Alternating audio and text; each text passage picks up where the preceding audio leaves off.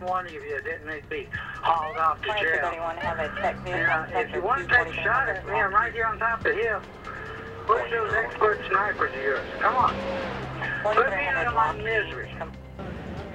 Tonight, West Odessa is under tight lockdown after a man who shot 3 people, 2 of them sheriff's deputies, remains on the loose. So here's what we know right now. The 2 deputies who were shot are in the hospital tonight. Their injuries are being reported as non-life-threatening. The 3rd victim is Luke Bedrick. He was treated and released from the hospital. As for the shooter, no official word on his identity tonight. Several viewers have told us they know who this man is, describing him as a survivalist, former military, someone who lives off the grid, relying solely on himself to provide basic human needs, very anti-government.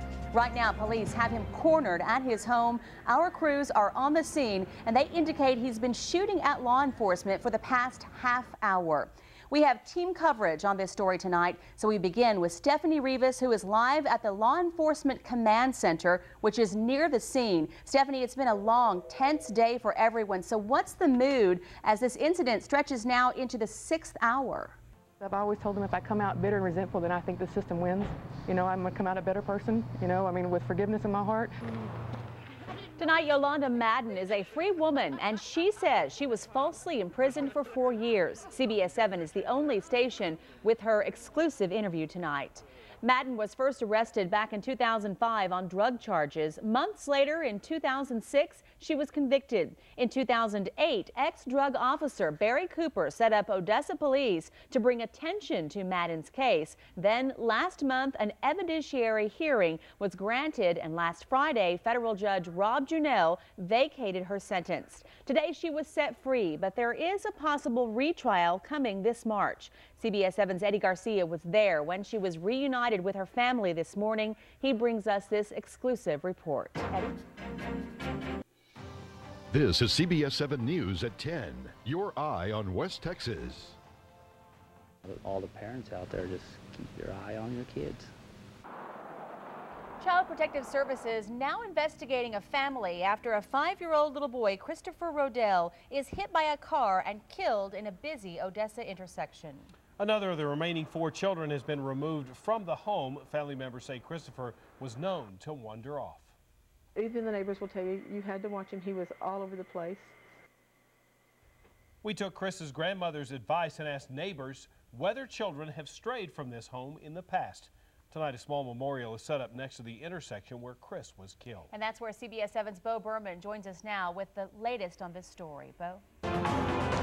There are at least 5 major wildfires in West Texas right now. One in Big Spring is no longer threatening homes, but it did force evacuations south of town today. Another in Alpine is only 40% contained. There are 2 fires near Marathon, but they are in remote areas outside of town, and neither are contained. Another in Andrews has jumped the highway, but is reportedly under control.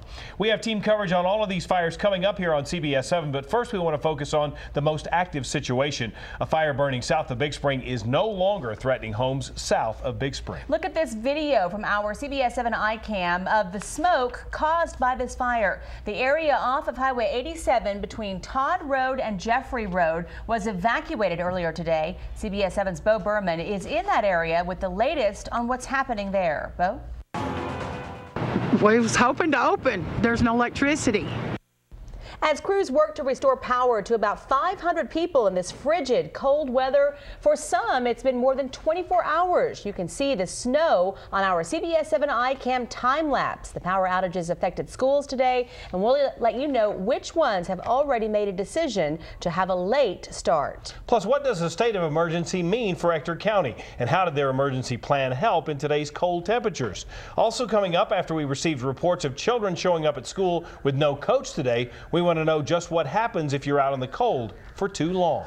First thing, though, we want to check in with our weather director, Craig Stewart, who's standing by right now in the Pinpoint Weather Center to let us know exactly what's going on right now and what we can expect in the morning. Craig? Coming up on CBS 7 News at 6. How is a college student who's supposed to be full-time supposed to be able to pay for the extra hours? Community colleges are making hard decisions in order to keep campuses open in the midst of drastic budget cuts. Plus, Permian Basin water resources are drying up. The real lifestyle changes everyone must make make so we can survive the summer. Not that it's wrong, but somehow I don't feel comfortable with money leaving my great country, United States of America. And sending money to your loved ones out of the country could cost you more. But what's behind the new tax? CBS 7 News at 6 starts right now. Evacuations and road closures were happening after another massive grass fire in Midland was getting dangerously close to homes, and as crews working overtime to try to get it under control. It's the second fire for Midland County today. CBS 7's Mayron Berkson is on the scene with more. Mayron? Coming up on CBS 7 News at 10. We just try to make sure we're servicing who we're supposed to be servicing, and that's folks in Ector County. Policies at local charities could prevent some people from getting help this holiday season. It's actually stopped a bullet that may have injured an officer. Plus, the Midland County Sheriff's Office has big help in fighting crime. A look inside their armored personnel carrier. And after a tire blowout claims the lives of a mother and daughter on the highway, what you can do to make sure that it doesn't happen to you. CBS 7 News starts right now. Good evening, everyone. We'll get to those stories in just a moment. But first, more than 500 West Odessa families were in the cold and in the dark after a power outage hit Ector County this evening. Coming up on CBS 7 News at 10. It killed my daughter's GPA. Parents and teachers argue over one local school district's math curriculum, how the school is responding. Jesus had a famous saying, don't worry about the outside of the cup, worry about the inside. We go inside Goldsmith's much criticized Pearl House to learn the truth about the makeshift homeless shelter. And if you drive, you're at risk. A look at some tips to make sure you don't become another statistic. CBS 7 News at 10 starts right now.